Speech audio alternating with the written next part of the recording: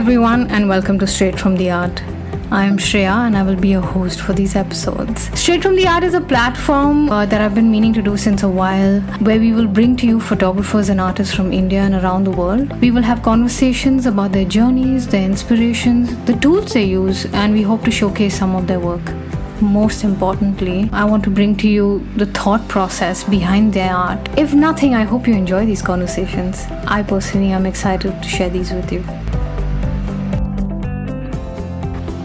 Our guest today is renowned fashion and commercial photographer Burman, also known as Burman. Burman has been a known name in the industry for many years in India, noted for his celebrity covers in magazines from Elle to Vogue to GQ, as well as great campaigns such as Les Mills, Sabyasachi and Raymond, to name a few.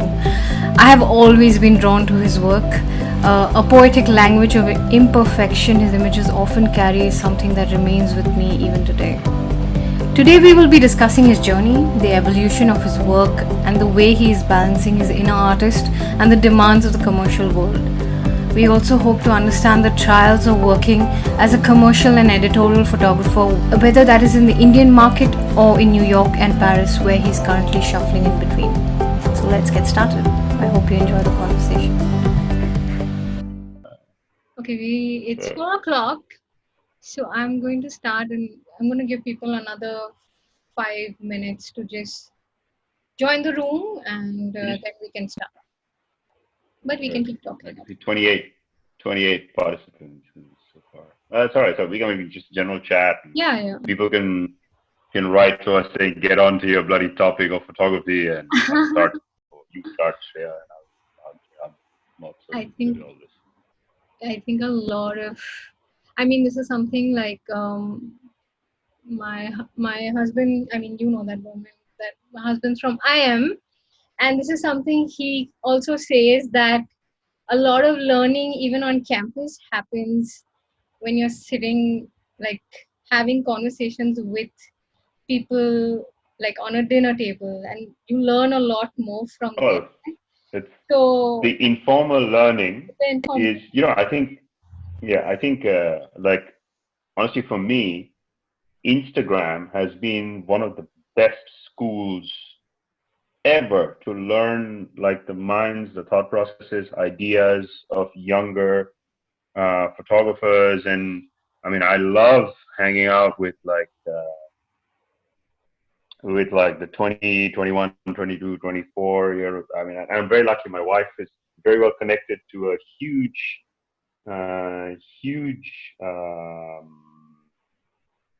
sort of plethora of she knows a lot of really young up and coming people with such great minds. So when you talk to them, you go out for dinner, you go out for a drink, you just gotta observe. As an artist, I think it's imperative that you are always learning, that you're always talking, absorbing. So you gotta be like a sponge. And it's very important to surround yourself with of course there's older as well, but very important to surround yourself with younger people. The people who are really sort of, because that's where the future is. That's where they're going to come out with interesting things. That's what's going to define what's going to happen in the next 10, 12 years. And if you're not attuned to that, then I don't think you can. You're gonna be sort of playing the game in the long run. I suppose you gotta be, you gotta reinvent yourself all the time. So I think I'm gonna begin. Right. Guys, don't mind me if I seem to be looking down. I have questions that I keep referring to, so don't mind me. I am not distracted. I am very present here. I just want to start off right away by saying welcome to Straight from the Art. I'm so excited today that I get to speak with one of my favorite photographers. Without any further delay, let me introduce you to Burman, who's also goes by Burman or Burman. So Burman has been one of the most prominent names in fashion and commercial photography in India. He is known for his editorial work in magazines like Vogue India, Elle India, and commercial work from the Le Mill campaign, Sabyasachi, Anita Dongre, and Raymond, to name a few. Over the years, he's been shuffling between New York, Paris, and India, and it's really hard to get a hold of him. And I'm so glad we could do this, like get to see him on camera. And I guess I can't wait to get started on this. My name is Shreya Sen. I am a photographer from Mumbai. I shoot weddings and Well, let me introduce Shreya to you, because this one is no. Shreya. I First. have learned everything I know from Burman. He was my mentor for several years, and I am really indebted to him for everything I know about photography. Let's start at the beginning. Let's start at, I know this is something I know, but I'm sure everyone would want to know. Can you share with us, Burman, something about the beginning of your photography journey? How did you get into photography, and what was your story there? I mean, it was interesting. I actually wanted to be a sculptor. Both my parents are artists, and they're painters and sculptors. They do installations, books, etc. But I had a really sort of a classic fine art upbringing in a way, and I thought, I mean, photography was there. It was always a medium to explore and to channel out ideas and thought processes and whatever you had to say. Sometimes you just took your camera out and you explored, but also to explore shape, form, blah blah blah, as an inspiration to something that you wanted to draw or create or sculpt. But photography was it was always lurking around in the shadows. It was never my main idea. Sculpting was one, but then it just sort of, I went to California with to stay with my aunt, and then Brooks happened, and with Brooks it was interesting because it was at that time, this was in the late 90s, it was one of the hardest schools to get into, photography. It was not so much of a, digital was not around at that much. It was just beginning. I remember they had some. It was like something like a Sony, one of the first digital cameras that was around. That I actually, a friend of mine who was really rich, he bought it. It was like some Sony something, and it was like a 6.3 megapixel or something. Guess how much it cost? How much? 6.3 megapixel digital camera, Sony something, really shitty lens. The whole thing looked like a bloody. I mean, now you look at it, it's like, wow, what the hell is that? It's not even worth paperweight. $8,000. Oh, wow. Can you imagine? 8 grand. Oh, And my. I looked at that. Yeah, I looked at the pictures that thing took, and I was like, what the hell is wrong with you guys? $8,000. And in those days, film was so cheap. It was like $8,000. It's like 3 years of film. I can shoot film for 3 years, like, and much superior quality. I mean, and sculpting was there, but somehow, I just started loving it, loving photography, way too much, and then I got absorbed in it. And Brooks was interesting because I went to Brooks just to give an interview, just to say, okay, let's just check it out.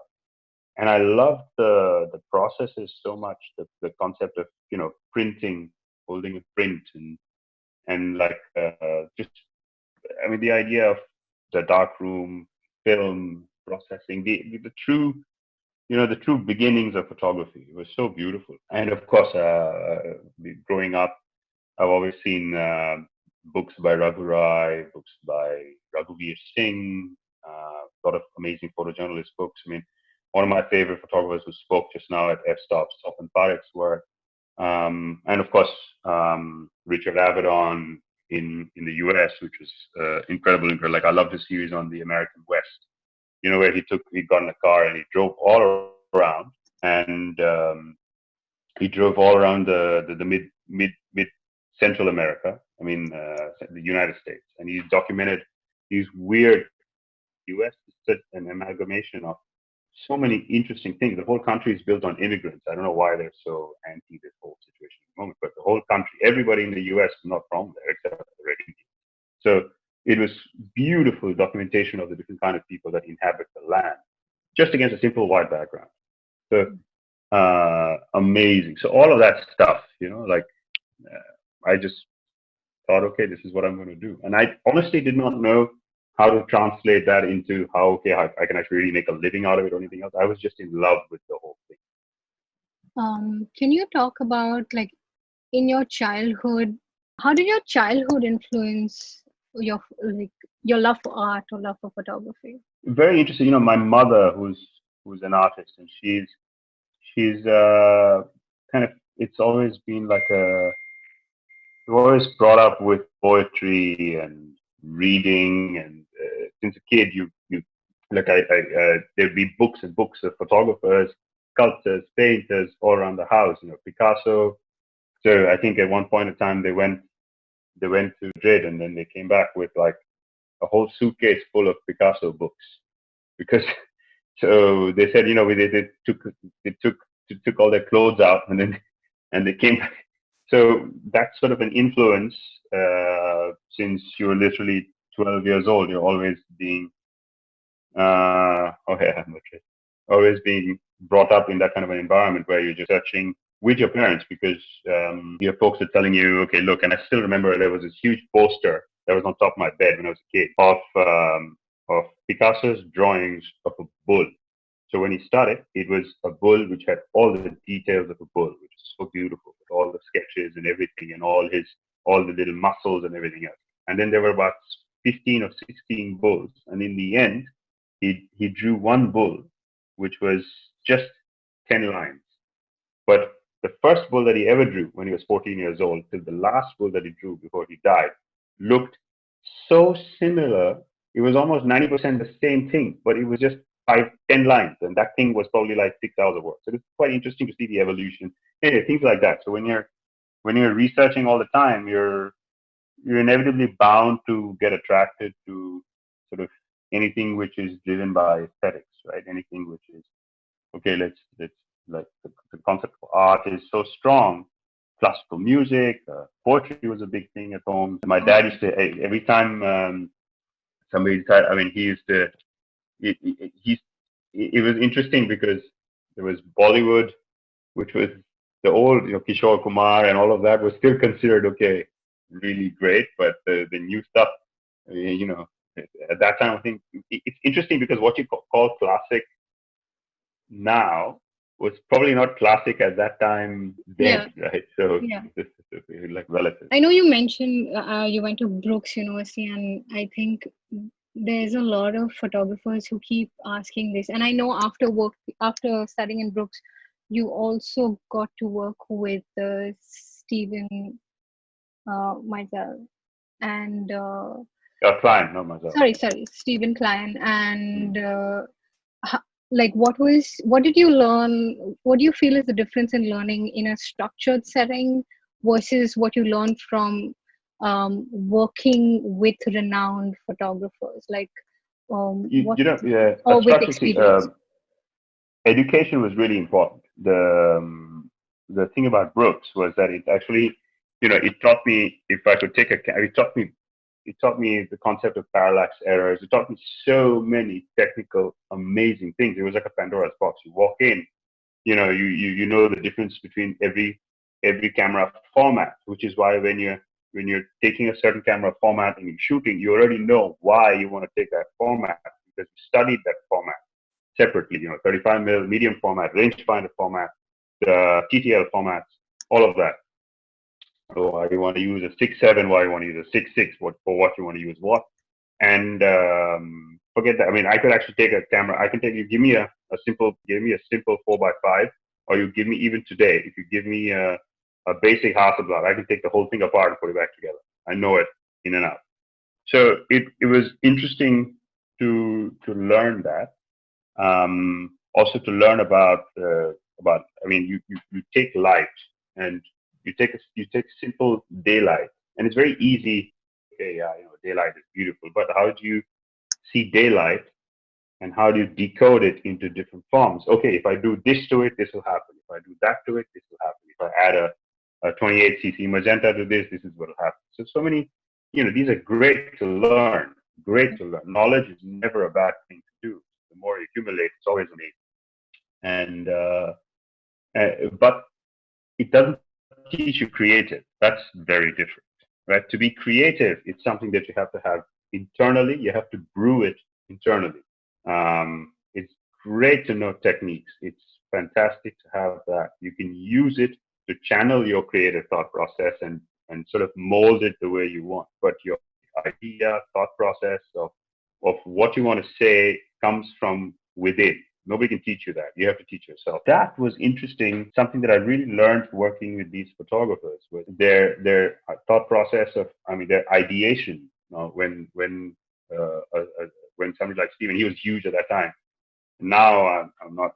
Unfortunately, as much as I adored working with him then, I don't really think too much of his work now. It was very, he was an artist. He used to draw things before. Sit for like a week, get inspiration from different classical paintings to music to film, and even if you thought about, like, I remember we were working on some Prada campaign, and we saw we spent about an entire day pretty much observing Blade Runner, the original Blade Runner, with Sean Young and Harrison Ford, and how the whole thing was shot and the light and this and that. We studied everything. After every 10 minutes, there was a pause. And all the assistants say, okay, this is what we're going to do. This is how it's going to be. We designed how we set the set designer. We drew out how it's going to be done. And then we lit the whole thing in a way. We spent like 2 days pre-lighting the damn thing. And in those days, print was a very different game. Budgets were very different. We're talking about prepping for 2 weeks before we actually went to the shoot. Everything was shot. He used to shoot a lot on 8x10 Polaroid, and it was this massive studio. You had to put it on a Jobo stand, which is different, and then with the 8x10s, you had to have Polaroid processors. So because they were big, and Polaroid processors, you used to put them on this massive table. It used to have a separate room for it. It was so beautiful. The colors and the inconsistency of it, because you shot something you never knew. And when it came out of the processor, a part of it was really well processed, a part of it wasn't. But that was the beauty of it. So there's so many. You learn all of these things while working with teach. Stephen Klein. Yeah, with Stephen. Stephen used to shoot a lot on 8x10. Okay. Annie, I shot once with Annie Liebel. With Mizell actually once or twice. But Mizell was a funny experience because he and the way these guys worked, they were such huge celebrities themselves. So I remember shooting in the studio, and they put up this huge black, massive black curtain outside. They were shooting Linda Evangelista behind. It's for shoot for American Vogue, and there were like 10 assistants. I was one of those 10 guys standing outside. Nobody's allowed to walk in. It was only Mizell. There was another guy called Sebastian Kim, who's a huge photographer now, working with Mizell inside the tent, and everything was lit and everything. And everybody else is outside, including client, editor, everybody outside. Nobody's allowed to go in. He's going to call you. You go in. So it was almost like a meditation that was going on. Beautiful. Okay. And sometimes it was just only a Polaroid. That's it. He shot a Polaroid. He came out and he said, "This Polaroid is great. This is it. It's a shot." Story's over. Can we actually talk about your work and your style of work and how that has evolved, and see some of your work actually? So it's interesting. I started when I assisting was great. Learning, as we were discussing, it was fantastic to see how you learned a lot of techniques in school, but then you see how these techniques are getting applied in real life. It was quite an interesting transition to see, and you see sometimes that, okay, you cannot be dogmatic about, okay, this is how I want to light it, and that's how it's going to be. You should never be. You have to have a very open heart. You go in, you toss around, you go with your feeling almost. And so once you get out of assisting, I started shooting a little bit of this small, and the industry's already started to change by the time I started shooting. I started shooting around 2005, 2006, a lot of tests and small things with model agencies that I knew in New York. It was sort of, it was an interesting transition to hold the camera and start, because then you start exploring what you are yourself as an individual more. But you're also so influenced by that time. Remember 2005, 2006, that whole age was all about, for me personally, it was all about commerce. It was all about, okay, man, I want to make money and I want to shoot a lot of commercials. I want to shoot for this campaign, that campaign, blah, blah, blah. And so it was not so much about, okay, me trying to explore my own voice or me trying to explore what actually really made me happy as a photographer, what I really wanted to shoot, what formats or how. It was more of a means to an end, to buying, to material satisfaction, to a different sort of a focus, rather than a meditative métier, as the French would say, but rather than a practice. It was not so like selfless or anything. It was, I mean, I hate to admit it, but that was what it was. I wanted to make money, and whatever direction or whatever I had to do, I was trying to say, okay, if this is what I do and this is how I shoot it, this is how I'm going to get this campaign. That's what I followed. But that Burman died about 5, 6 years ago, which I'm very happy about that, because I look back at that and I'm like, oh shit, this is not really where I would like to be. It's interesting to know, because a lot of photographers would think, okay, that's because, to be honest, it was satisfying in a way. It was monetarily very satisfying. It took me about 5, 6 years to build that kind of clientele, and there was everybody from Vogue to Elle to, and those are different, but from L'Oreal to Mercedes to everybody. We shot Reebok, you name it. We shot Garnier, and it was interesting because it also gave you a lot of abilities to keep polishing your skills, because we shot for L'Oreal at least 6 times. If I shot for L'Oreal 6 times, the brief is probably the same or a little bit different from here and there. But how do you make it look different? And with the same celebrity. So you sort of keep rejigging that whole thing. And also, interesting shooting celebrities, because when it's me personally, when I'm working with a celebrity, it's an exchange of energy and ideas. It's not like a dictation that, okay, I will only shoot this way, and I only like this profile, and you can't like me like this or like me like that, or it has to be an exchange of energies for me, especially. So it doesn't work, which is why I don't work with too many of them. I only work with the ones who understand the process. And likewise, I think they only work with me because they understand that it's an exchange. So I think there's only a couple. There's Ranveer, Sonam. Now I started working with Varun in India, and this other one, Sarah. I think we shot a little bit, but that work is something that I would share now.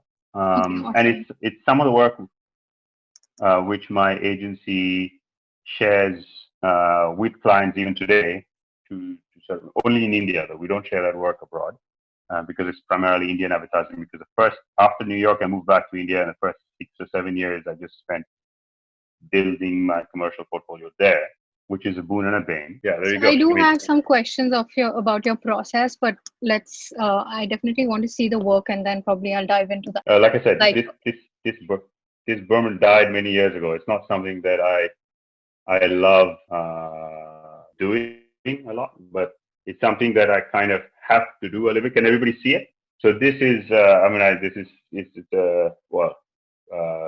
Adidas, which is a big shoot for us.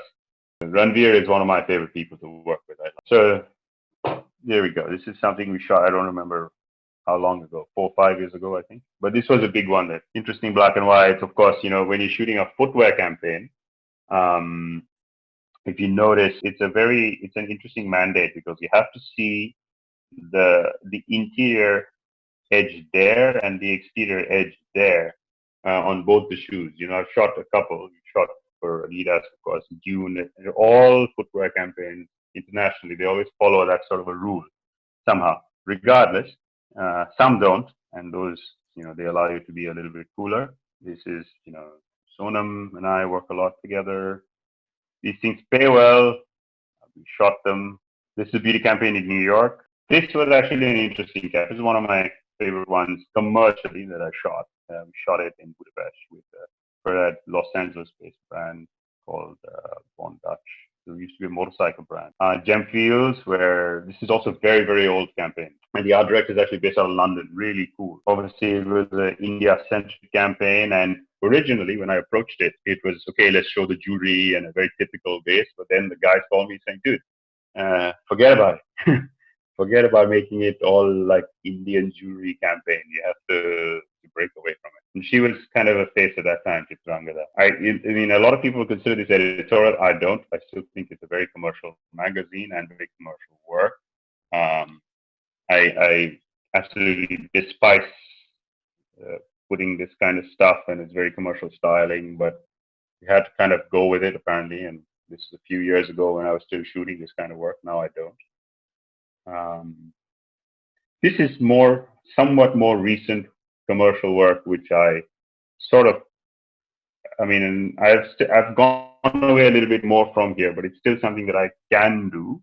And it was for a blog called Brown Paperback. They were doing a massive pop-up situation. So it was interesting because we played with shapes and formats and ideas, and trying to break away things.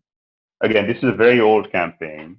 We shot in South Africa. You know, casting is very, very important. And I wanted to make it a bit more sort of natural. We shot it with a tiny little Leica. Went around, again, going with instincts, breaking from you have to liberate yourself. You know, it doesn't matter. You don't need to have massive paraphernalia or anything else. Just exploring energy, playing with the models, placing them here and there. Such an old campaign. This was interesting. Kalki was always really fun to work with. We shot Vanity Fair, France, Sabyasachi, and all that. Lamille has been an interesting client for me over the years. They've let me sort of be, and I might actually share some more portfolios by them because I was making a few for them. So we shot a few campaigns with them over the years. This is also many moons ago, but their clothes are always really, really interesting to work. Queen, fashion-wise, they're quite out there. And Lakshmi is gorgeous. This was actually, we shot, so Amrapali, this is one of my favorite stylists in India, Nikhil, who's like my little brother. And we shot for Amrapali at that time was the first Indian store to get into Harrods. They wanted me to shoot Indian jewelry, but like, you know, how do we break it and how do we give it something interesting? So this was shot, I think this was still 7 years ago, and we shot, you know, and back in the day, then nobody was. It was funny. Now everybody shoots with this whole on-camera flash thing. So 6 years ago, we actually managed to shoot a major jewelry shoot. And we used we were trying to experiment and get into something different. I look at this work and I go, okay, man, this is really old. This is Amrapali again for Harrods, but a little more recently. So we shot for the same client, and we had to make it look different than before. So same Amrapali, Vogue India that we shot in London. We shot Bhumika is one of my favorite faces to photograph. She's doing really well. She did Mango and stuff in really one of the bigger models now. Joseph is another famous face. Anyway, these are just more like commercial things, this is a very nice one with Zaidi on the left, which got syndicated to at least 26 or 27 editions all over the world. Chima Mamda was nice. British Vogue bought the same thing for me. You know, basic stuff. Again, some of it is from Lamille. This, we were doing an interesting project with Levi's where we were walking around France and putting things on sculptures. This was an editorial for Elle, GQ. This is a nice campaign. I mean, and I shot it all on film. Ciuffinelli is this very old heritage Italian suiting brand. They were originally out of Rome, and now they're based out of Paris. And the creative director was from Ralph Lauren. So very classic horses, the same kind of language, but obviously I didn't want it to shoot exactly like them. And we wanted to break it, so they shot the Maharaja of Jaipur, Pacho. I enjoyed it. It was a fun campaign. Very commercial, but at least a little bit different than typical stuff that we get to shoot every day. Karan from GQ, we've known him for a while, and interesting. GQ back, I mean, I don't even remember when. This is 2015, 5 years ago. Him, I've always liked. I've known him for a while. He's a fun guy to work with. So this is when he was just getting big. 2017 when he was again film, everything film. Good thing about film is nobody gets to see what you're shooting, So I don't treat it like, oh, film with a specific effect or color or whatever it is. For me, shooting on film is purely on the fact that nobody gets to see what I'm shooting. I give them what I want. But at least during the process, nobody's interfering, saying, "Oh, can you do it like this? Can you do it like that?" And I said, "No, let me just flow." So So, that's those my of reason you, for shooting film. so those of you who might not know, Bowman shoots on a film camera. That's what he's talking about, and we will get into the process of why he chose to move to film and so on. Say it again. John is another fun guy to work with. This was interesting editorial. It was an Italian magazine, playing with different perspectives, and Ranveer again is great. This is a nice one. It's a big job because it was a Carrera campus. I mean, again, an Italian team. The agency was from Leo Burnett from Milan that had come down. We shot it in India. Fun, I like him. Again, on camera flash, mixed with a lot of other things. This is before actually they put it up. That was again a very old shoot because I don't shoot like this anymore. Interesting because we created the stuff at the back is nothing but just like transparent white fabric, and then we had a bunch of lights at the back, and we were just sort of placing them and playing with different colored gels to create these weird colors and halos and effects and stuff like that. And then, very Indian brand, but I like working with them. And obviously the shoes are shit, but it's just you know, the guy who owns the agency is one of my really close friends, Samir. I was in New York at that time. He was like, dude, how do we make it like, what do we do with these kind of things? Why don't we shoot it like Coney Island? Nobody's done it. No Indian brand has ever gone to Coney Island and shot there because of this funny. And Coney Island is ridiculously expensive to shoot. So these guys are like, but yeah, exactly, ridiculously expensive to shoot. No Indian brand will ever work there because they don't have money. So I mean, luckily you know, good thing being Indian, you know how to do jugaad. So we did full on jugaad and we shot. We told the guys you're only going to shoot on the boardwalk and whatever. We managed to pull something off like this. And they put it in the commercial portfolio because when they send it out to art directors in India, they find it really like jewelry. Film again, something in New York, some rooftop things that we did. When she launched, it was a lot cooler. You know, it was not. You see, now also what's happened is so many of these companies have gotten investors, and there's some banking accountant who's put in some money behind the company, and now he decides how the visuals are going to be and this and that. So all the creative guys are getting played like a tennis ball, you know, between like investors and the promoter of the company, and this and that. Creative, the original thought process of the company gets really compromised because you have a guy putting in money, and then the guy decides, okay, the visuals are not going to be like this anymore. We want it to be more massy or whatever. And they want everything is about profit. Nothing is about doing something beautifully and giving it time. Everything is, I paid you now and I want the money now. So then naturally, you know, when you're asking to dance like that, it doesn't work. Then the actual creative energies start getting compromised. This was in the beginning when she launched Grassroots, which I thought was quite nice. We shot with Deep, who's one of my favorite stylists to work with from London. And now I don't know what her visuals are like, but So, Raymond's, can you talk about like, are there common elements like in terms of your style, like when you enter a shoot, what are the elements you're looking for, or do you come in with a concept in your mind, or with or go? No, you know, in a typical commercial job, you obviously working. You know, the brand has hired you to work for the brand, and every brand you have to treat the brand like a person. So every brand has a certain personality and a certain energy, or I mean, a certain way of standing out from the rest of the clutter, right? Okay, this is the brand and this is what it stands for, or this is what it is. So you, as an artist, want to create according to the guidelines or the idea of that brand. You want to do your best to create in that little, I'm saying it in the box because it is a box.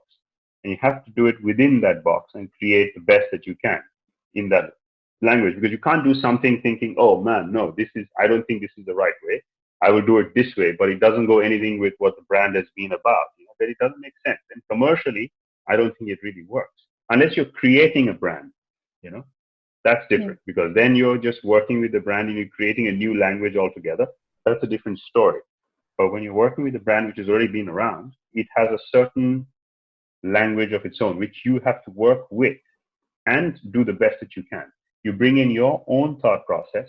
So for me, it's light, color, shape, casting, working with whatever the elements we have and creating a story. I mean, in Raymond's, they were collaborating with a designer. I think it was Antara, which was Dubai. So it was all about shapes with them, and it was also about they were trying to have a different creative approach to it. So this is old work. I have to show this. I said I don't shoot like this anymore. But Cotton World got their clothes better after that. Also, we got a better stylist this time. So again, one of my favorite stylists to work with, Kshitij, who's really good out of India, but he works a lot in Paris actually. And he came in, he styled. He took the clothes. We actually spent a lot of time sort of trying to redo the clothes, sculpt again. Clothes-wise, I like this better. Of course, studio, and it's a very simple camera. That's it. So it was commercial work, which is a Burman that died many moons ago. So I know that style is something that evolves. And how would you describe your style right now? My style is more. I think it's become much more fine art driven now rather than commercial. Where earlier it was me about trying to. I still have a little bit of that in me because I practiced that for a long time. For me, it's more about now. It's actually become a little bit more about what I like rather than what the brand wants. So my style has gone into, and then the brand is going to come to me to work with me on because they want to associate with what I like. So my style has become more about that. Also, it's more about getting inspiration from very basic things. It can be a fire lit on the ground by one of the chowkidars outside a building. Also, I'm inspired more and more by grit. Nothing so posh anymore. I like dirt. I like things that are more broken, imperfect. Okay. Can you? I think this is something that I have seen how you go. I have seen you on shoot many years back, of course. But can you talk about your process in a shoot? Like, do you first set up the lights? Do you? How do you? I know a lot of. You work with celebrities and larger than life characters. How do you form that connection? How do you bring out that individual sense of personality, but at the same time, the integrity of your style? So I would love to hear your process during a shoot. When you start shooting, there's two ways. I mean, there's obviously when you're shooting a commercial job, for instance, a commercial job is very, very different from an editorial job. Now, the approaches to do things are very different. A commercial job, you will always have an agency, an art director, a client, there's have some client servicing manager, there's going to be an art buyer. In the West, you have an art buyer. And they will have a certain, the campaign is about something. The campaign has a certain concept. Unless you're a part of that concept, when you created that concept, that's a different story, because then you're working with the agency from scratch to create something, which very rarely happens unless you're very close to the agency. But most of the time it's not. Most of the time the agency is sat with the client and the client has bombarded them so many times, and poor guys have come out with something that they have to sort of submit and shoot and deliver. Nowadays it's like that. Earlier it used to be a very different time where people were conceptualizing a concept for a long time, and now it's just like a guy's going to call you in the morning on a Saturday and just say, okay, by Tuesday I want a new brief and a campaign ready, and I want it to be shot and delivered by Thursday. It's become like that, and you can't be creative like that. You can't just lie or get up and be creative. It doesn't happen like that. To be creative, you need to give it time. You need to nurture it. These things are nowadays. The industry is very in an oddball scene, and so the processes are different. Now for a campaign, so I always ask for a brief at least 2 or 3 days in advance, because then I want to study the brief. I will run through the brief properly, and say, okay, if this is what it is, this is what every campaign generally has a text, has a copy. There's a visual, and then there's a copy. Now, the copy always tells you what the campaign is about, right? It's what it's trying to say. And the visual has to always tune to the copy. It has to match the two. So and that copy always says, so then on the basis of that, you decide, okay, this is how my life is going to be. And that's what it's going, we need to make it work. Like, so then you plan your thing. You sort of take a day, you decide, okay, this is how I'm going to light it. You have a chat with the art director, maybe you have a chat with the client. Sometimes you have a chat with a celebrity if you're shooting a celebrity, saying this is how I'm going to approach it. And then, okay, the day of the shoot, I come generally 4 or 5 hours before. We light, we run through a bunch of experiments as much as we can, and then we shoot. Now the trend is changing. I'm still talking commercial. Sadly, what's happened is, when the celebrity goes on Instagram on a video, and there's a dude with some small camera saying, "Hey, this is wishing you a very happy Diwali." That's more important than a fucking print shoot, pardon my French. So when I'm shooting now, I got a brief. Just now we had, thank God I didn't do the job.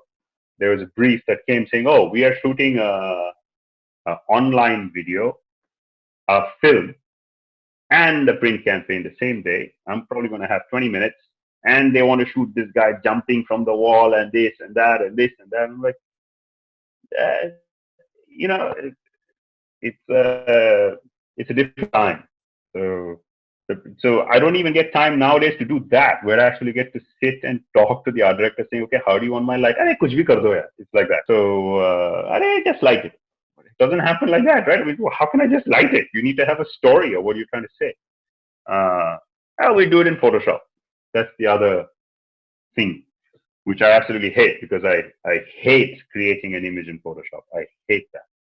It has to be shot the way it is shot. Is there a kind of lighting you like? Do you like continuous lights, studio lights? Do you mix lights? Do you have... it's interesting. Something that I learned from my assisting days with all these and it's something that the West really follows still today. I think it's very important. When you're lighting in studio, it shouldn't look like studio light. Maine light istemal kiya. I've used light. When they're lighting in studio, it still looks like natural light. It doesn't look like studio light. This light and that light and highlighting. I mean, it's just a lot of khichdi, which you don't necessarily need. Keep it simple. So I might use a lot of lights, but I make it look like it's natural. We just shot a massive shoot with Ranveer in January, where we created the 42nd Street subway station. I can't show it because it's not released, but it was one of the biggest jobs that I've shot, because it was for Pernod Ricard, which is the whiskey guy. So I told them, no, we need to create a train station. So the guy was like, okay, what do you want? I said, I need to create a train station, which is like 42nd Street train station in the Grand Central in New York. So we flew down an art director from New York, from Germany, and you guys made a subway station to scale in Bombay, which is amazing. I think now this is why I love working in India, because you could get away with this in Bombay. You won't get away with this. In Europe, you can forget it. Something like this is going to cost you like 200,000 euros. In India, it would probably do it at 1/4 cost. So we managed to pull that off. And for something like that, when I was lighting a set like that, I must have used 70, 80 heads. Roughly, I remember ordering about 78 lights overall, and we ended up using most of it. But it still looks natural. It doesn't look, we use a little color here and there to make it a little bit more dramatic, but it doesn't look like lighting yet. It needs to look expensive, and that's what makes it look expensive, where you keep it natural. You don't make it look jhatak, which a lot of Indians love. Yeah. And in terms of the connection with in your portraits, whether that's with a celebrity or, with kings. I prefer to keep it natural. Yeah. I prefer to keep it, I prefer to keep it, but again, it depends on the brief, right? So now, most of the times nowadays with celebrities, you get this thing that we just shoot. No, how do you interact with them? How do you interact with them? I was talking about, how do you put them at ease? How do you create these portraits where you can bring out all depends, something. Again, I don't really work with too many celebrities. I work with the ones who I think I have a nice, I can interact with. and celebrities who are open to it. In the West, it's not a problem because most of the celebrities are like normal people. They drive themselves and into. We shot the footballers, in France, and they just drive their cars themselves, and some of them even took the subway, and came. They probably own a whole city somewhere in the corner, but just take the train. Or some of them came on a bicycle. India is a different game. India, they are kind of larger than life, and they portray that. I love it. It's a different, the country is what it is. I'm Indian, and a lot of the celebrities. So I sometimes, when I'm working with some of them, I actually watch. I would probably watch, especially with Ranveer. I love working with him. So I would watch, and I would never watch a film like Simba ever in my life. But when I was shooting him for a job, I saw the film the day before, so I could actually go down and talk to him and make fun of him, and that kind of breaks that little boundary. Varun is a sweetheart. He's very easy to work with, and sometimes you play with the celebrity's strengths rather than trying to ask them to do something that they are not. And generally, celebrities are much more comfortable on a motion picture camera rather than a print camera. Print is a very different game. In film, you're rolling, and even if you do something wrong, you can cut that off. In print, you're freezing a certain moment. So when you're freezing that moment needs to be perfect. That's very difficult. So it's often they're very uncomfortable or very conscious, and that you catch that on print. So you kind of have to keep talking. Sometimes I just keep talking to them, keep talking about a watch, keep talking about a new car they bought, or whatever, just to keep the whole idea of them. Oh, I'm being shot, and let me be a macho man in front of the camera. That's the whole idea out of it. The girls are generally difficult because I don't know what to talk to them. The just sort of they're very, very conscious about how they want to be lit and their makeup and this and that, and they're generally like, oh, do shoot.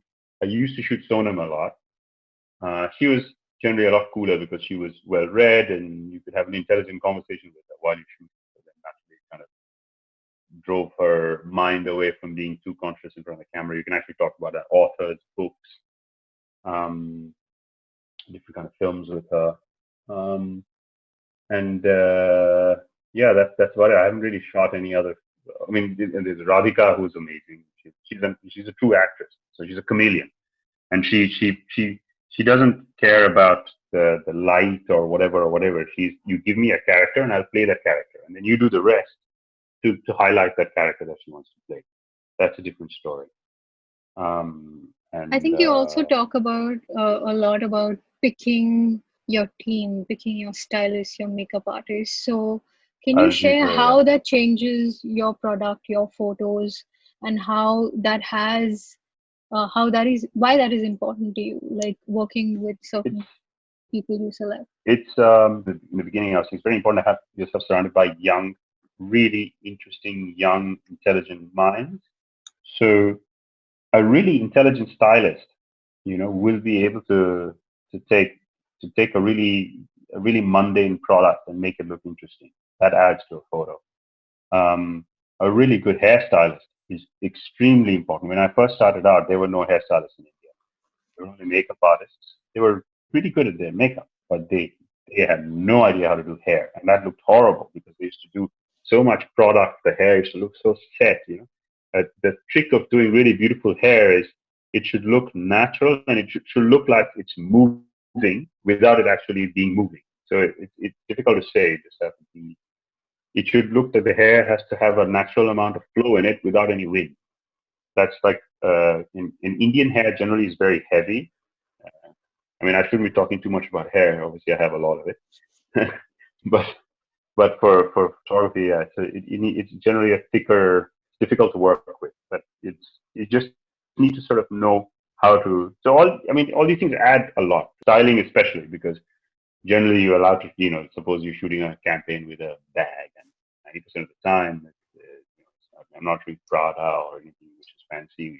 How do you make it look interesting? You have to have good styling around it. And as a photographer, it is key to pick your team. That's very important. and you want to be consistent with that team, although it's very difficult nowadays. But you want to be consistent with that team because that team defines your language. That's your tribe. That's how you work with the same team to create your own aesthetic and your own language over and over again, because that's what people want to buy into. In terms of your style of work, I know you've been talking a lot about your work that was commercial and balancing the art side. And of late, you've been traveling to New York and Paris. Could you share some of your recent work, which influenced by the East and West? I'm sure your work has evolved and your style has evolved. I will actually share now the work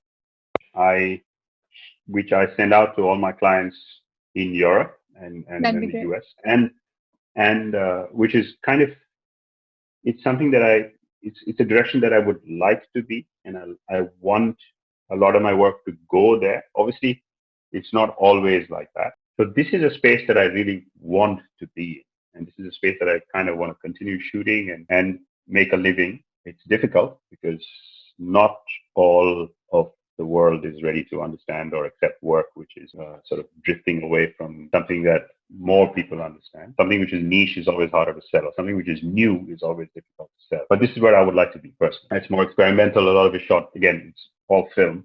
And mind you, when I'm shooting on film, I love printing my own film.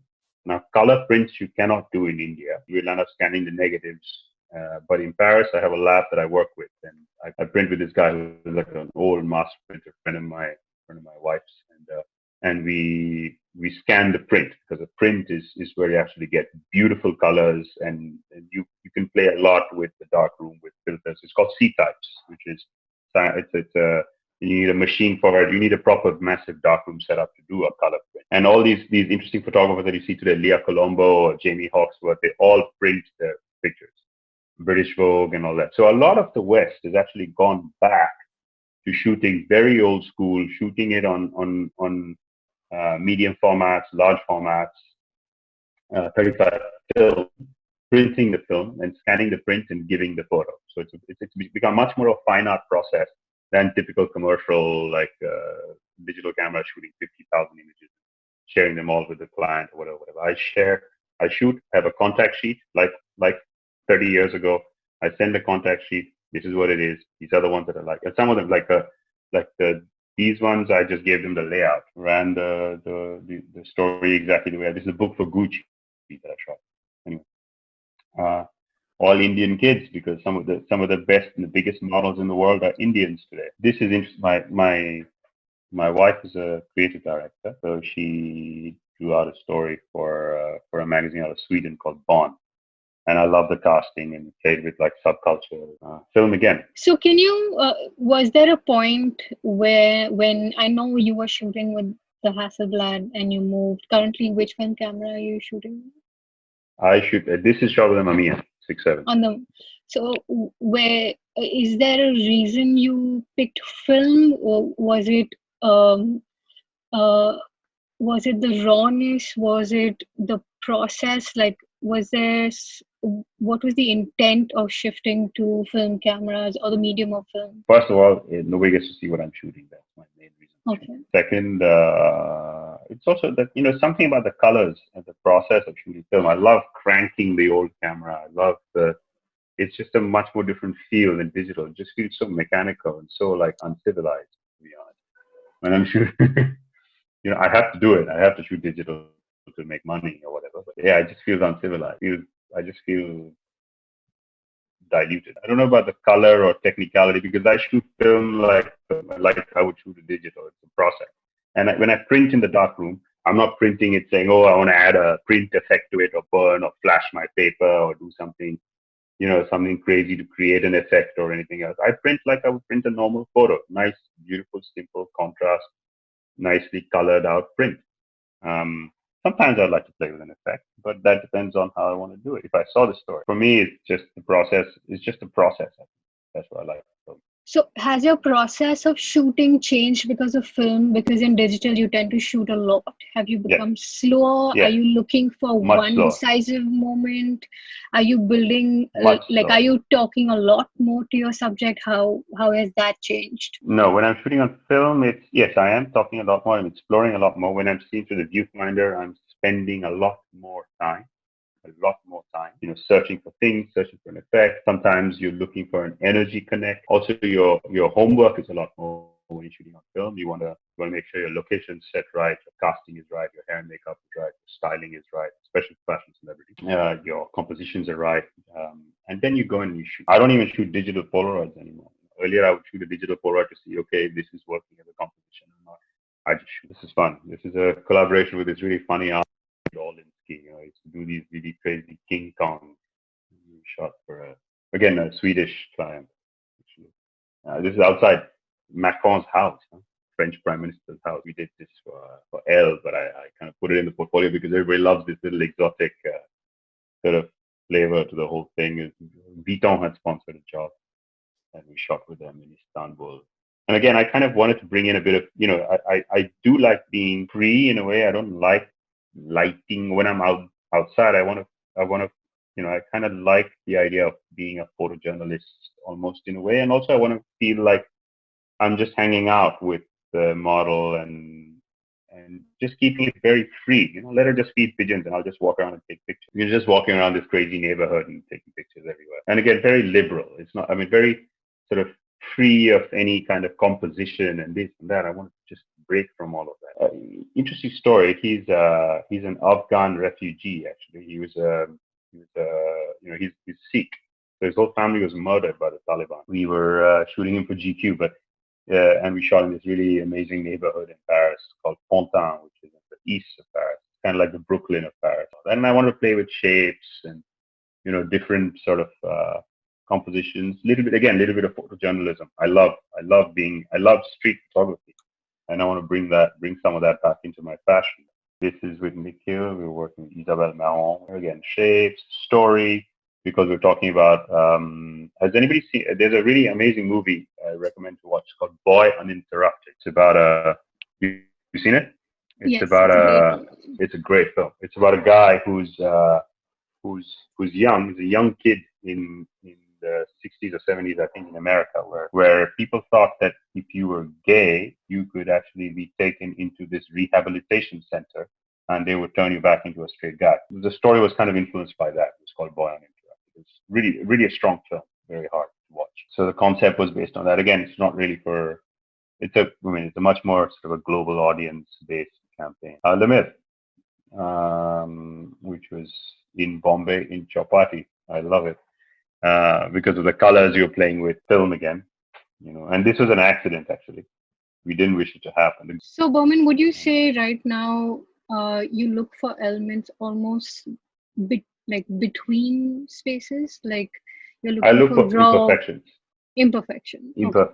Yeah, it can be a stage moment, and if I get something imperfect, it's great. I'm also looking out for like this on the left, which is a still life with the red bag, is actually a candy maker's stand in Chowpatty. These guys make candy and give it to you, give it to kids. The colors and the idea and the thing of it was felt quite beautiful, so I put it together.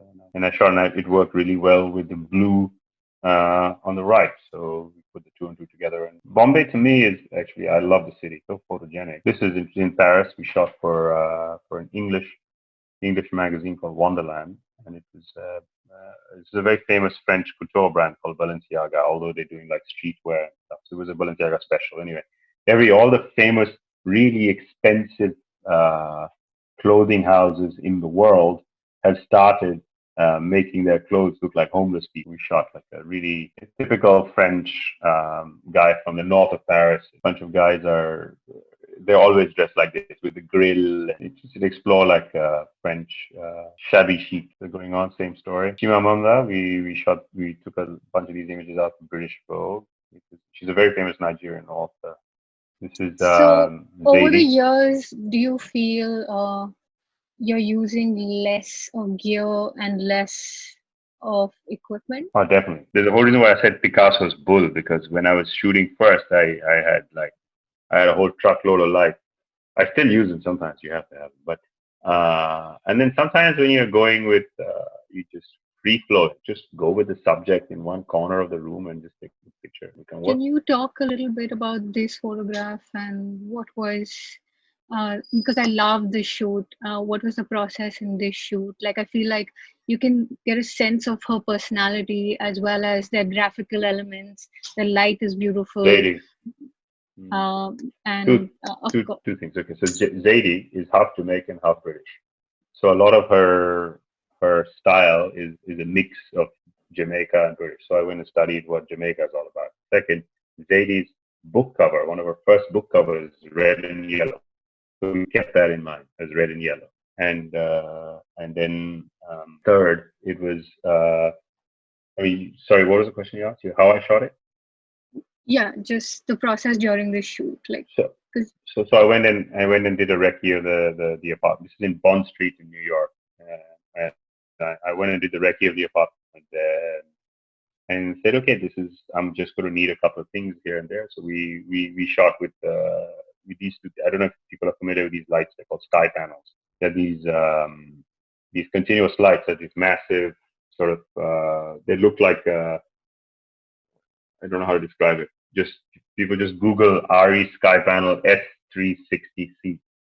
So I got about 2 of those. They were like these huge continuous light banks. They're very beautiful. They look like you can mold them a lot. And we just took the 2 of them, bounced them around, and then the light was very beautiful that day. Like natural light in New York, or in Europe sometimes when it's natural and it's really clear in New York, it's really beautiful, the light, because it also bounces around a lot of this glass building. So sometimes when you see a lot of the highlights coming into the room, it's not actually coming in from the sun directly. A lot of it is the sun is hitting one of those crazy huge glass buildings around the apartment, and the lights are filtering in from there. It's like a mirror, and it's really beautiful because it softens it but keeps it hard at the same time. So it was, so we just sort of played with what came naturally, and I shot it. Of course, we had some of the sky panels filling in a little bit here and there, just using a little bit of that light. But again, it's lit, but it's not lit to make it look like it's lit. My key source has always been the natural window light that was around me. But that's just technicalities. More important was understanding what Zadie was all about, and obviously researching where she's from, her heritage, but whatever you could absorb about that person. Read a little bit of her book, read a synopsis of 4 or 5 of her novels, then go to shoot her. I also let the interviewer interview her before. So then when I heard the interviewer, what she had to say, then I brought that into the shoot. So it's all about understanding that a little bit, going into the depth of it a little bit, rather than just shooting the straight thing, rather than just coming in treating it like, okay, I have to shoot and get out. It's not like that. Thank you for sharing that. That was really a great insight. Like I said, even if I'm shooting with Ranveer, I went and saw Simba the day before. These things are important. I made these installations because her installation was Eastern Asian tribal. So we sort of created these crazy installations with Eastern Asian tribal sort of artifacts and fabric and stuff, and played with that. This is actually, Sumir, this is a magazine called, well, it was originally called Dream, and now it's called Bound, out of Barcelona. And it's run by a very famous art director out of Barcelona called Cristina Ramos. She does a lot. She's a set designer. She works for like Dior and Versace, really big campaigns, but it's also all about exploring surrealism in a way. Nicolas Lefebvre is a very famous surrealist artist out of Paris, and it was a feature that we did on him. So I spent a day in his studio and just trying to understand his universe, and talking about him collecting elements like the plate is over 2,000 years old, like an old fossilized egg. Colors, universes coming together, playing what's going on in his mind, and then just creating a visual language around that. So this is a part of the feature that we did with him. It was a portrait shoot with Nicolas. It was a very, very amazing energy. This is with a feature on Indian models, fashion editorial for Teeth, which is another French magazine. This was another French magazine called Ubiquist, where we shot, which is a famous face now, Barbara, opened Bottega. Anyway, these are all models and faces and all of that, but just sort of so you get shapes and lines and keeping things simple. This is Laura and me shooting for Pear's project. This is a part of my personal sort of series that I'm working on called Femasculine, which is a book which I'm going to publish out. It's about men who dress like women, and they're all in India. So it's part of the whole story there. I do love still life, and I think all of this stuff came after visiting Irving Penn exhibit. I just love his stuff. So we were just experimenting with a bunch of, like, this is a Philippe Stark juicer. I don't know if anybody's seen Molière's Un Voyage dans la Lune. It's a journey into the center of the moon, which was done in the late 18th century. It was about this rocket coming and hitting the eye of the moon. It's an old French visual, and some stuff like that. Just inspiration from a lot of different things putting together. So we had to do a series for Architectural Digest, and I shot the whole thing. We had to use like light stands and commercial elements, but sort of interesting in any way you can. This, I think you saw a part of it before. We shot with Indian saris in like a really crazy part of Brooklyn a long time ago. So I had some fun. I like the visual because of the graphic elements of it with the stripes and how it's sort of it's a bit dark in its own. Lamille, again, an old one, again keeping an open eye. She was actually on the phone when she was outside, and I was on the balcony, and I saw these three lines, and she was on the outside of it, and I was like, Lakshmi, hold on a second, and I shot same campaign. I think that's it. That's the last one. Thank you for sharing that. So I know you created so much work. I'm going to ask some personal questions, but before that, everyone who's asking questions, we are going to do questions from the audience in about 15 minutes. Okay. So just hold on to that. I want to ask you, Burman, that do you suffer from burnout or just being frustrated with certain things in the industry, and how do you deal with it? I just disappear for a while. Luckily for me, what's happened is working between different markets is kind of been a boon, because it's very easy to get burnt out in this game, especially in today's situation where you're asked to do like 30 pictures in one day, and you're not, it's not about creating beauty anymore. It's about executing a job, which then feels like, okay, why am I doing this? Then I could just be a clerk at a telephone office. So sometimes I would just sort of disappear and start work. So your personal work helps a lot. You have to do your personal work. So I'm working on 3 books at the moment. Second, just take a break. You feel like you're burning out. You feel like you're not really getting what you want out of your practice as a photographer. You stop for a month, don't you? Just say no to assignments, or pick the ones that you really think would make sense. You see, in the beginning, it's different. When you're young, in your 20s, you want to just bring it. At least I was like that. I was like, oh, I don't care. I'll shoot everything. Now, when you're in your late 30s, I'm approaching my 40s, and you want to look for something which is more fulfilling. Of course, then you get a call from your accountant. Shreya knows, Chetan used to call him. Sir, your credit card bill wasn't the best this month. You need to pay this amount of money for the tax. And then I call Dave Joy, my agent. I'm like, okay, what's on there? What can I do? So for a month we shoot something. And then after like 5 jobs, I'll be like, what the fuck is this shit? I can't handle it anymore. I'll leave. Like that. It's about balance. So how do you keep updating yourself? Do you watch a lot of films? Do you watch art? Like, how do you keep updating yourself? Mix of everything: film, art, exhibitions. Luckily, living in Paris, you have access to some of the most amazing photography shows in the world. There's a place called Jeux de Pommes where they show amazing work by Saleman. They're There's always fantastic exhibitions all around. There's also Musée de la Photographie in Le Marais. That building is, I mean, they show the most amazing work there. There's Harley Ware, Coco Capitan, some of the most amazing young photographers who are doing really well in the world today. Their exhibits are there. And also you're surrounded by amazing people. Like my printer, Mark, he's printed for he's printed with Paolo Roversi, some of the greatest photographers on the planet. So when you go to his lab and you're sitting with him, it's like this huge bank of knowledge that so when you're around these people, and the lab that processes my film at Publimode in Paris, you Vincent Van Wingwa. I mean, you have some of the biggest photographers in the world processing their film in the same lab and printing, because it's also it's a laboratoire argentique, they call themselves. Basically means manual laboratory. There's nothing. It's not even one single thing. Even the cash machine is manual in the lab. It's a very old French sort of thing. So they take pride in that. Take a lot of pride in that. So when I go to process film there, or you just hang out at the counter and you're talking to the Philippe who owns it. It's just, the mind is so amazing, and you have so many amazing photojournalists visiting the labs. You just sit there, share your work with them. The exchange is fantastic. In India, I don't find that. There are a few people who are doing interesting work, but they're so full of themselves. It's kind of disappointing in a way. Like, dude, you get outside and you come to Paris or come to London, and you hang out. There are people there. There's a guy who serves coffee at a coffee shop that we go to. His portfolio is so amazing.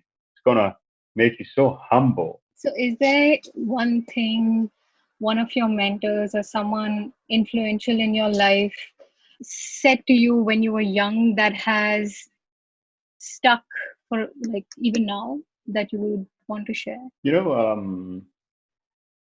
mean, in terms of mentors, I mean, Stephen was very different, because with him it was more about passion, and it was a very different game where these guys are all about paraphernalia and lighting, and it was a different age, mid 90s, late 90s, early 2000. It was all about it's like a $200,000 lighting budget and this and that. It was not. They wasted so much money. I look at that age and I see, my God, wasted so much money. Okay, they were talented, but today there are kids who are so talented, and they don't even have money to go and eat. It's an odd balance that I see. But anyway, the only thing that stuck by me now was, there's a very dear friend of mine. He's an agent in New York. He runs an agency called Prince and Contact. His name is Dean Schneider, and he's become a friend over the years. And he used to represent Mark Broadway, who was one of my most favorite photographers. Very spiritual, beautiful approach to work. He's a legendary. He used to shoot for Margiela and people like that. Mark Broadway. And he said something. He was like, to change your photography, you have to. It's so interconnected and it's so deep. You have to change yourself a lot, and only then will you start seeing that little change in your photography. Yeah, so you have to change yourself. So you have to kind of explore. It's almost like vipassana, for instance, right? You have to sit and really constantly explore your mind. That's one. Second is, a commercial job is a commercial job today. It's not. Gone are the days where it was only going to be about a certain way, and they're going to really think about how a commercial job is a commercial job.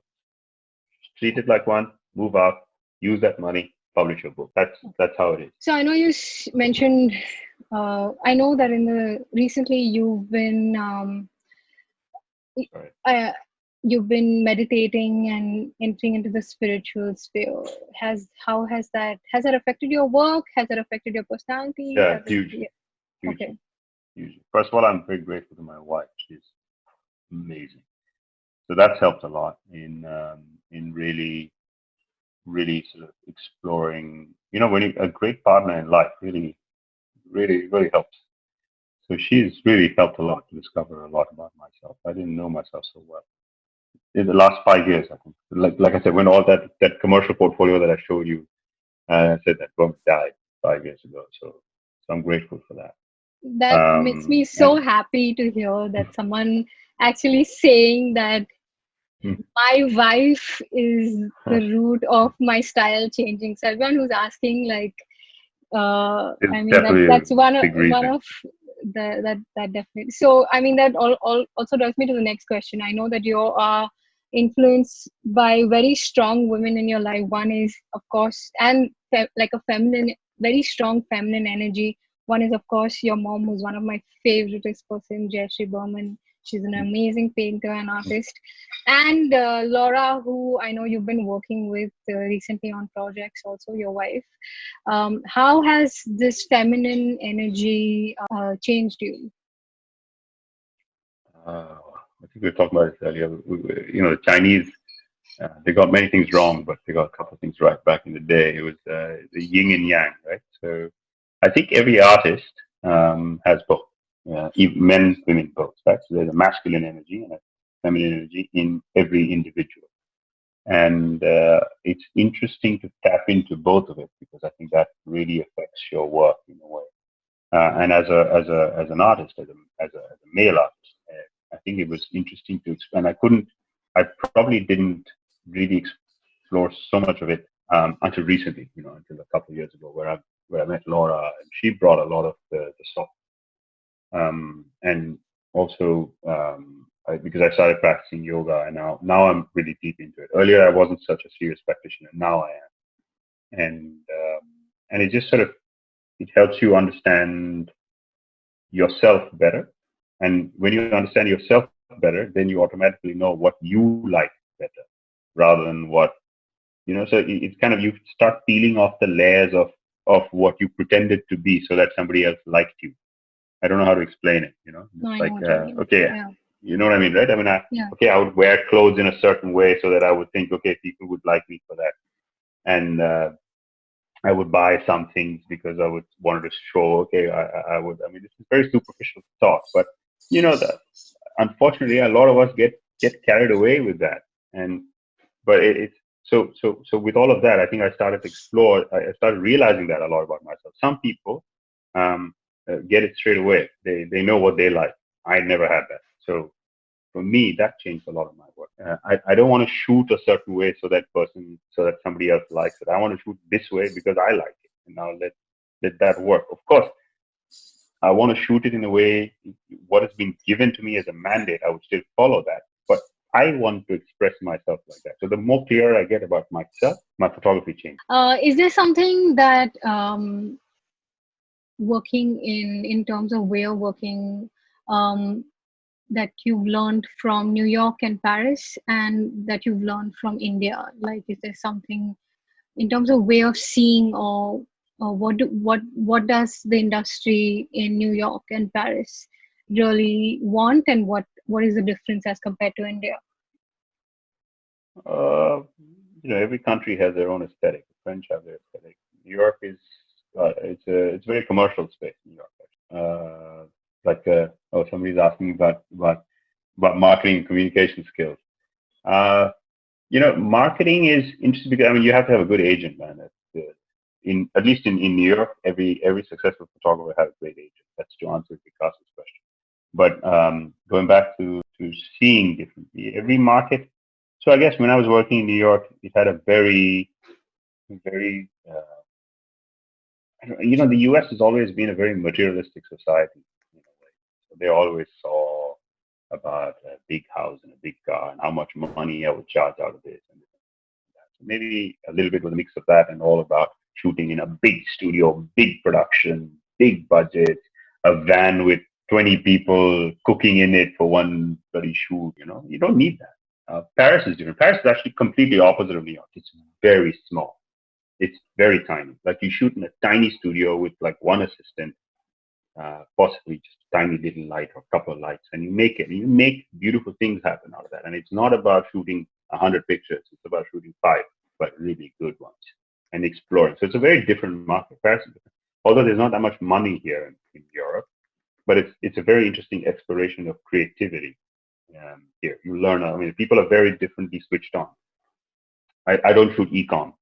A lot of people have been offering me to do that, but I don't shoot it. So I don't need to. Luckily, I can go back to India. If I really need to make money, I'll shoot. We can do some celebrity stuff there and get away with it. India is interesting.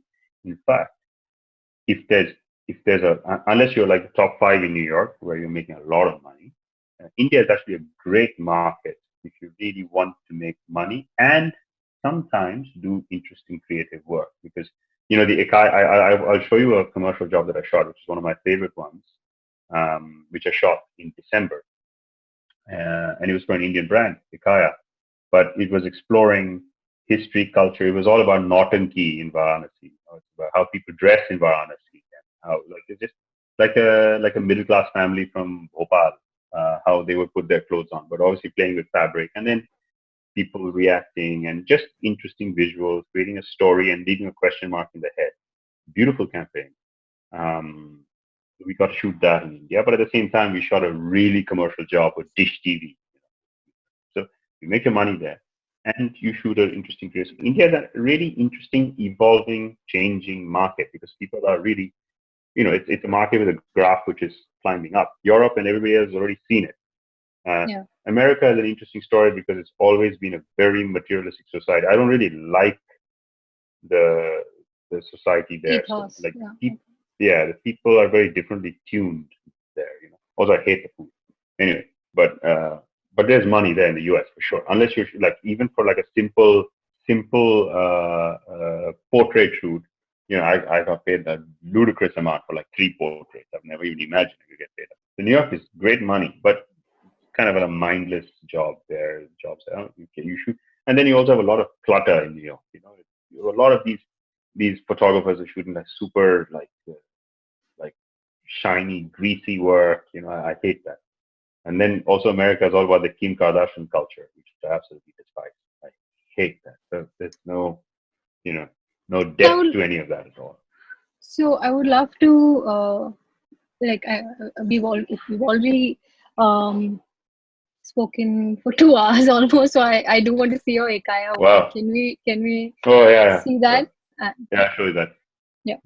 This all has been really valuable, but I want everyone to see as much as possible. And people, this is it. This is Ikaya. It's about tapping into your feminine energy, right? I'll show you one more that I'm doing with Laura, and it's a very personal book after this, which is about love, and it's about our journey and how different places affect us when we move. That's a different book. That's very special, very very close to our heart. That's a different portfolio altogether. This is something which I liked shooting. I really enjoyed it, and it was casting very differently. She's a hairstylist, she's a musician, and both of them are extremely strong feminists with great energy. And it was not about capturing beauty or this or that. It was all about leaving a question mark in your head the whole campaign. Of course, we're shooting campaign for clothes, for textile brands. So I have to show it. But how do you show it in a very interesting way? And how do you show it and tell the story that you want to say at the same time? So you have to kind of explore those thoughts. So I know this was one thing definitely I learned while working with Burman was I think you always lay out your images at the end of a shoot. Like you always do your own layouts and create your own story. And that was something that I learned from you. So I see, you connect two images on a same page, and it somehow the story has a lot more meaning, and it's something that I learned from you definitely. I hope you also learn how to use light and all that a little bit too. Something. that is endless. I'm still learning, but I definitely learned that. No, you do that. Man, it's amazing. Wow. Gone are those days, man. You don't even get, nowadays assistants just want to come, hang out a couple of days and just become photographers. Very few. I mean, Sahil was great. Since you mentioned that, I do want you to talk about, like, would you have any recommendations for photographers starting out and who want to intern with the big names? Like, what kind of information, what kind of knowledge should they be prepared with? What kind of attitude, knowledge, in order to? They should be willing to learn, and they shouldn't think that they're going to become a photographer by just I know how to do it. It's not like that. It's not so easy. You think it is. You can do cool stuff, no doubt, because you can have a great mind You can have great technical skills, but there's so much more. It's also kind of like the more time you give it, the more you mature. It's also about discipline. It's about a big part of it is about discipline. A big part of it is about getting up, going to your workspace at 10 o'clock every day, working on. And it's not about you're not going to shoot every day. You want to do your paperwork. You want to make sure you don't want to be a photographer who's like I will shoot 30 days a month. You want to be I mean, it depends on who you want. I mean, at least I want to be a photographer who wants to shoot 2 days a month, but 2 amazing days a month, where I do amazing work, which is very meaningful, close to what I want to do, at the same time, make a living out of it. It depends, Depends on how you are tuned. I mean, there are many, I think, would like to work 30 days a month and shoot whatever comes their way. Yeah, this is Hikaya, which is, something which I had a lot of fun shooting. It's about, we were obviously inspired by Indian naughty that they do with a lot of it. And Varanasi is famous for that.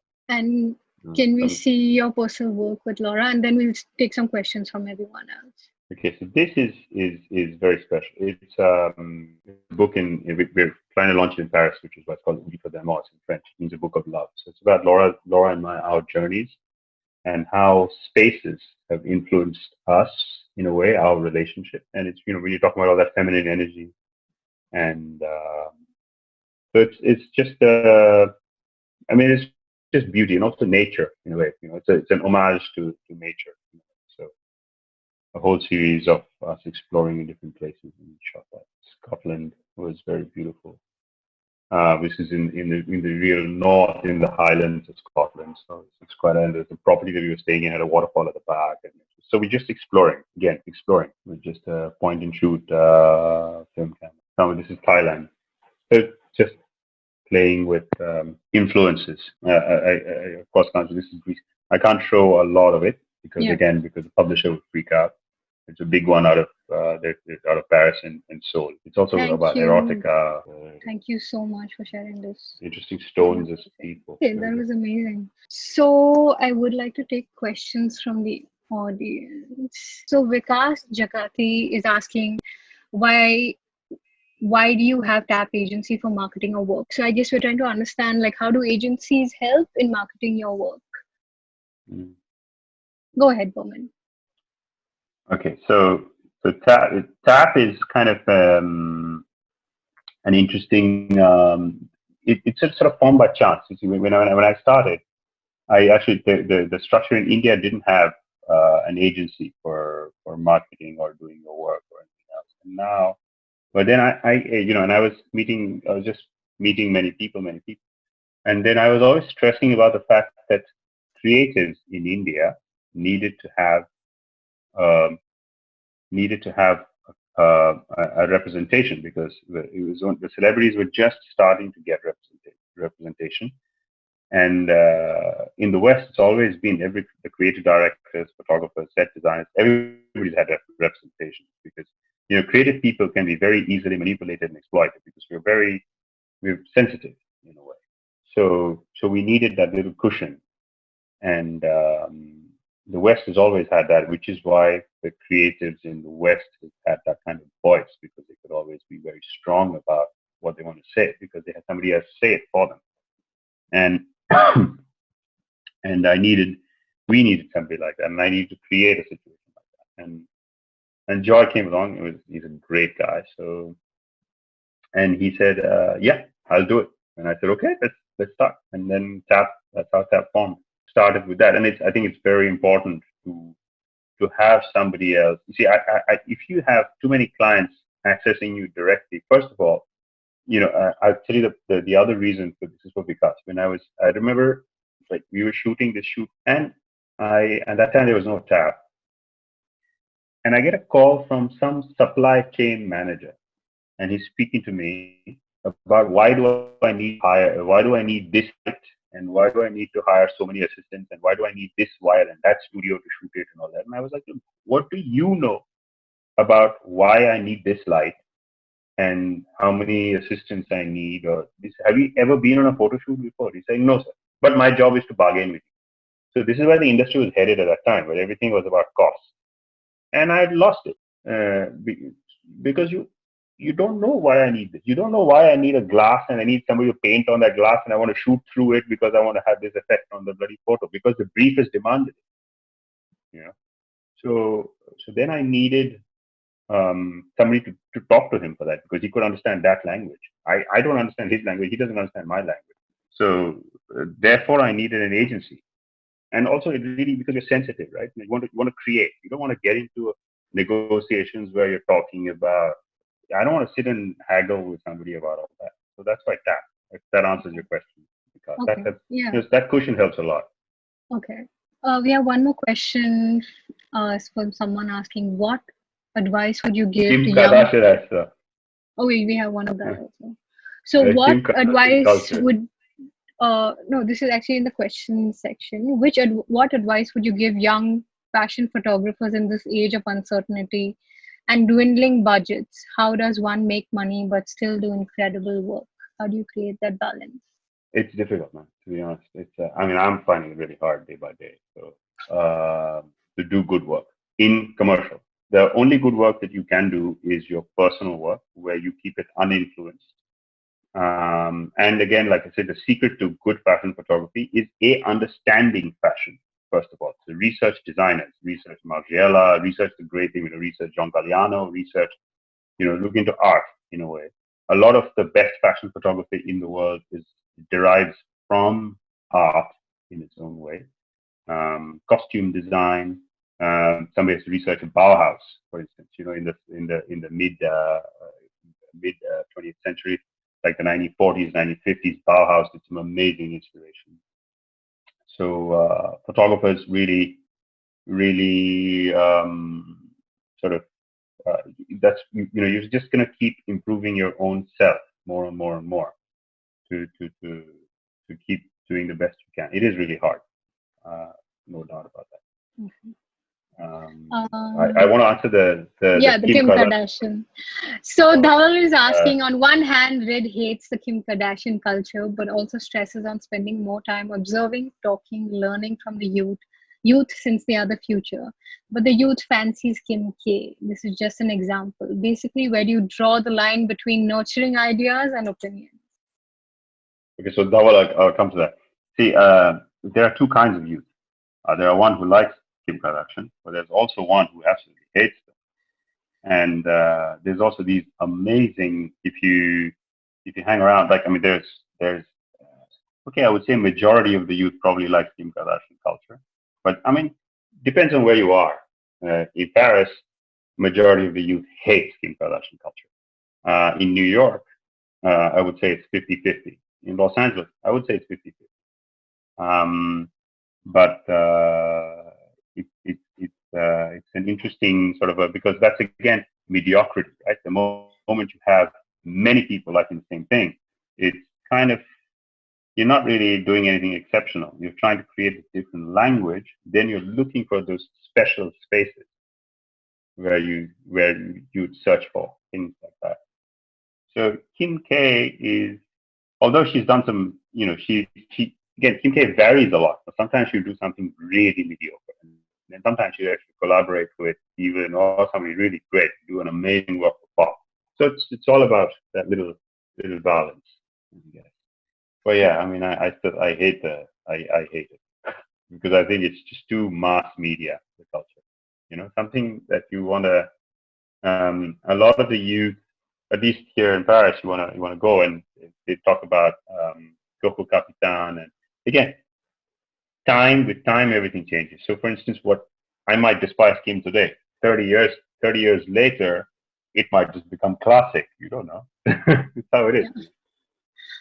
30 years later, people will be like, "Wow, this is so elegant." So it's so cool, right? In the 90s, let me tell you, fashion trends in the 90s were those huge New Balance trainers and those massive oversized jackets that people used to wear. People used to say, I remember in the late 90s, early 2000s, we were like, what the hell? It's so shitty. Now it's all come by. The biggest fashion houses are doing the same thing. I mean, those dad sneakers are like coveted items. People love them. So everything goes in a circle. Okay. That's a great answer.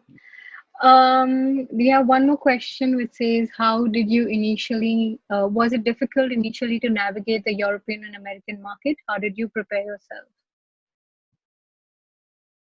Uh, it's very difficult to navigate the European American market. I still haven't prepared myself. I still haven't navigated it. No, I'm still working on it. So I'm still hammering it out there, trying to get what I get. So it's not easy. We have a question from Arjun Menon. What are your biggest insecurities as an artist and a photographer? I stopped growing, I guess, as an artist. I stopped absorbing or learning. That's my biggest fear. Because I think I'm always trying to change and to try and do things differently than what I was doing from before. And the day I stopped that, I think is the day I stopped growing. I think this is a great question too. How important would you think it is to market yourself on Instagram? Would you call it an essential or something you can choose to do as a personal choice, or how to showcase your work? How do you use Instagram for marketing, or do you use Instagram for marketing? I mean, Instagram is sort of become a marketing tool without you even trying to make it one. It's sort of for all artists, it's a way to show your voice. However, I don't use Instagram to show this is a campaign that I've shot and with the layout and this and that. And I don't use it to show my commercial work. I don't really put it up unless I really like it. So I don't really use it as much as a marketing tool as much as I want to show or share my own voice. So my Instagram is more of a personal sort of a shout out about the work that I like to shoot rather than the work I shoot to make it different. Okay, that's a great answer. Okay, so I just want to do something fun. I know we've answered a couple of questions. There's another one. There's another one on Okay. Vikas saying, do you think agency like this kills young photographers or starters? Sorry, man. I gotta say this. TAP is it's not for young photographers or starters. Let's put it that way. It is not. I don't know whether it kills or not, but it's not for young photographers or starters. Young photographers or starters will have to do a lot of their stuff and bang their head on the wall on their own. And when you really become something where you would need an agent is when you need an agent. Otherwise, if you don't need an agent, you don't need an agent. You don't need to work with one. And if you're really good, and especially in today's day and age, there are so many photographers, so many. If you are really good, and it's not, also it's not, and this is something that I face in Europe, right? It's not about how good you are as a photographer. It's about how good you are as a photographer, plus who you know, who are your friends, who are you sleeping with, all of that.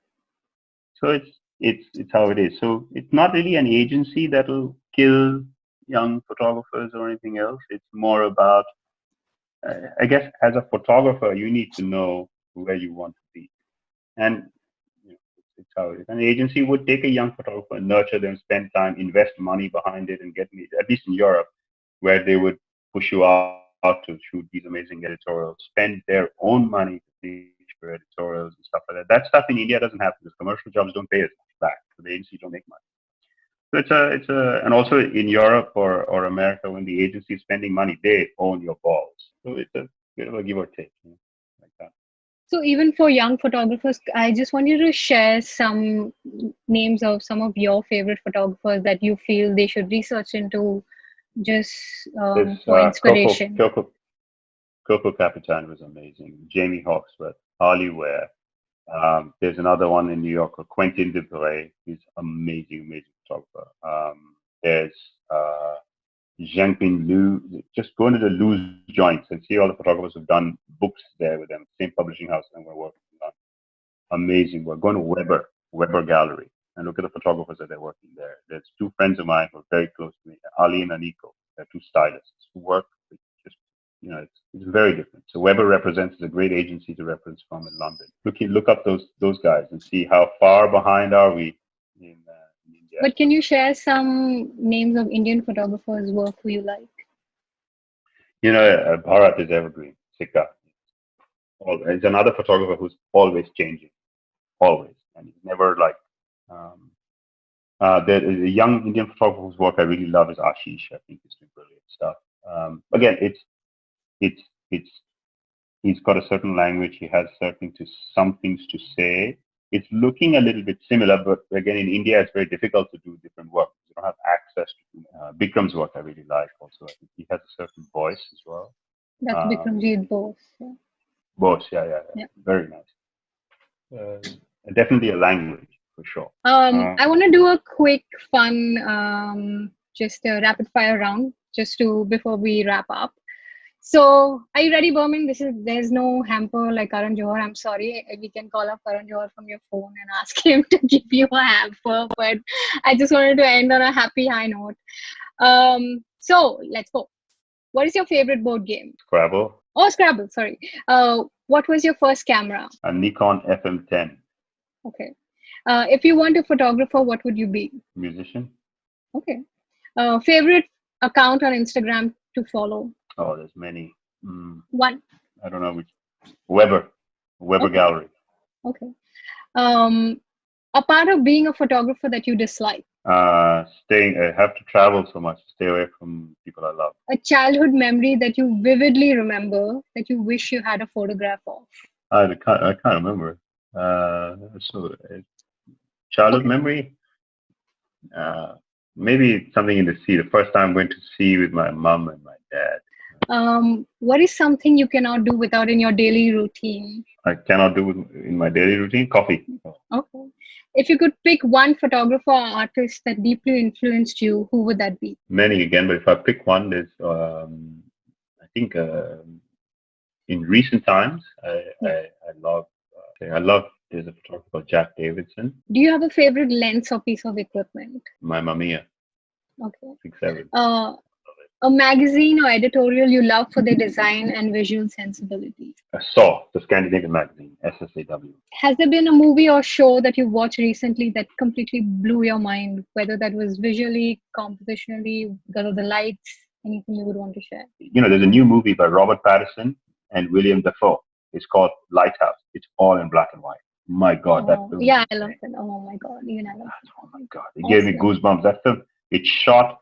Oh, it's fantastic. It's shot like lithographic prints where the blacks are really black sometimes. I see. Guys, catch that movie. It's really brilliant. A daily habit that has impacted your world. Yoga. Do you have a favorite iconic photograph of another photographer? Like Robert Dwindling, I think, of the war returning with a sailor and a girl kissing after he's come back. Okay, that's a good one. That's a good one. A trend in photography or editing that you just dislike? Adding contrast, like super high contrast, I think. I hate that. Okay. A must-read book for all photographers? Ren Hang. Sorry, which one? Yeah. Ren Hang is a Chinese photographer who killed himself. Okay. But it's a definite C. My God, he just shot with his friends, his people, but the kind of visuals this guy has shot is out of the world. RenHang, Ren Hang. Okay. And last question: kill, marry, or sleep with? And your options are your digital camera, your film camera, or your phone. Who would you kill? What is it? Tell me. What? Kill, marry, or sleep with? Your digital camera, your film camera, or your phone camera? I'd kill my phone camera. Because I hate that. I won't sleep with anything because. Okay. And you'd marry your film camera. My Mamiya, yeah. Well, I can't marry because I'm married my wife. Yeah. Okay. Okay. Thank you. That was pretty much everything I want. So thank you everyone for tuning in. Thank you so much, Burman. I know we are all in difficult times. Is there anything that you would want to share in terms of